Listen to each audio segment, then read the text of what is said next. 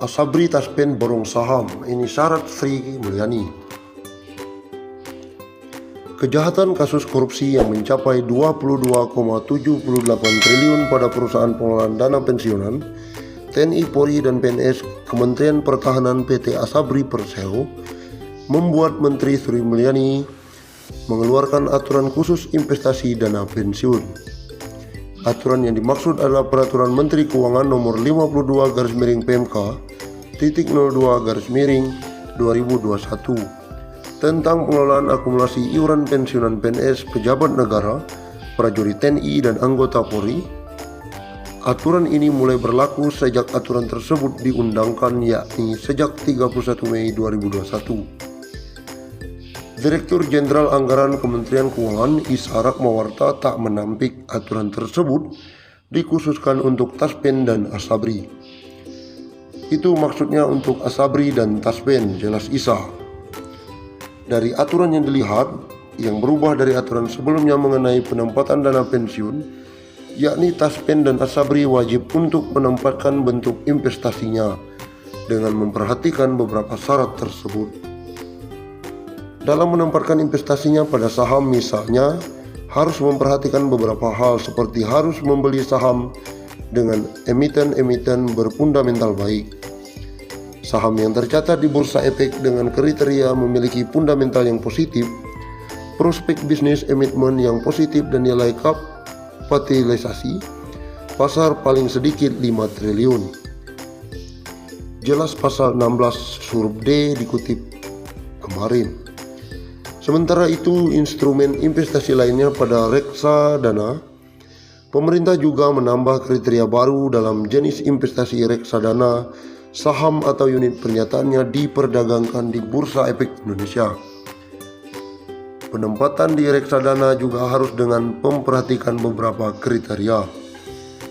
Kriteria yang diperbolehkan dalam menempatkan reksadana saham, yakni harus melalui manajer investasi yang telah mendapatkan izin usaha dari Otoritas Jasa Keuangan dan memiliki reputasi serta rekam jejak yang baik. Reksadana saham yang ditempatkan juga hanya boleh paling sedikit 100 miliar, tidak termasuk reksadana yang berasal dari sponsor. Kemudian aturan terbaru juga dijelaskan bahwa Taspen dan Asabri boleh menginvestasikan dana pada SBN 30%, deposito 20%, saham masing-masing emiten 10%, maksimal 40% dari total investasi. Obligasi 10%, maksimal 50% dari total investasi. Sukuk 10%, maksimal 50% dari total investasi. MTN 10%, maksimal 5% dari total investasi. Reksadana 20%, penyertaan langsung 5%. Investasi berupa dana investasi struktur berbentuk kontrak investasi kolektif pada proyek infrastruktur dari BUMN atau anak perusahaan BUMN untuk setiap manajer investasi masing-masing paling tinggi 5-10%.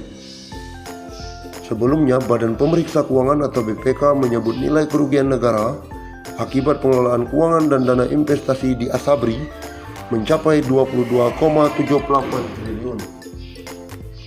Nilai ini merupakan hasil pemeriksaan investigasi yang dilakukan BPK periode 2012-2019.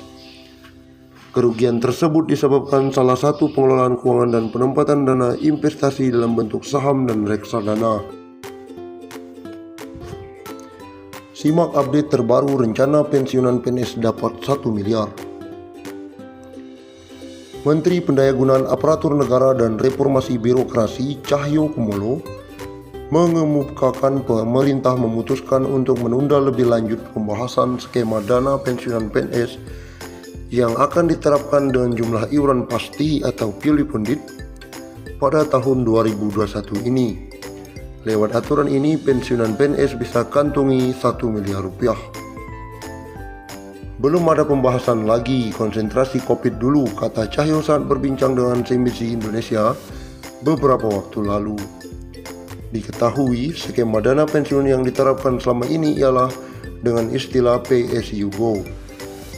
Rencana perubahan skema pensiunan purely funded memang dilakukan sebagai salah satu langkah untuk memberikan uang pensiunan yang lebih besar kepada para abdi negara yang telah habis masa kerjanya. Terlebih, skema ini akan mengurangi beban anggaran pendapatan dan belanja negara.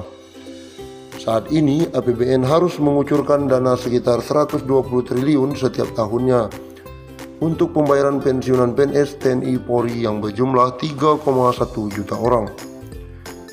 Melalui skema PSU Go yang masih berlangsung saat ini, dana pensiunan berasal dari hasil iuran PNS sebesar 4,75% dari gaji yang dihimpun PT Taspen, ditambah dengan kontribusi dari kas keuangan negara atau APBN. Sementara itu, jika menggunakan skema pilih pundit, uang pensiunan yang diterima PNS akan lebih besar, karena iuran yang dikenakan adalah persentase dari take home pay yang berjumlah lebih besar. Skema pulih pundit selain diambil dari persentase THP, pembayarannya juga akan dibayarkan patungan antara PNS dan pemerintah sebagai pemberi kerja. Sehingga dengan skema pilih pundit ini bukan tidak mungkin pensiunan yang diterima PNS lebih besar.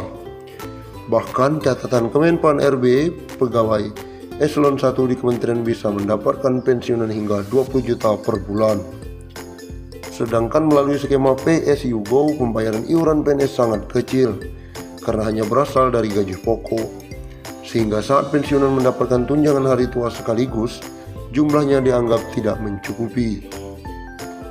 Sebelumnya, Menpan RB periode 2016-2018 Asman Abnur sempat mengatakan salah satu negara yang bisa menjadi tolak ukur dalam melaksanakan skema pilih pundit adalah Korea Selatan. Menurut Asman, negara ginseng tersebut memberlakukan dana pensiunan sebesar 20% dari gaji pokok, di mana 10% dibayar pemberi kerja dan 10% dibayarkan oleh PNS. Skema ini dianggap lebih baik dalam memberikan dana pensiun. Sebagai contoh, uang pensiun yang diterima PNS Korea Selatan mencapai 4.000 US dollar per bulan, sementara pensiunan yang diterima 350 US dollar per bulan. Tapi catat, mereka bukan memotong gaji, tapi masing-masing pemberi kerja atau pemberi kerja membayar iuran. Akumulasi semua total yang dicadangkan akan dikembalikan saat pensiun, ujarnya kala itu. Lalu, apakah rencana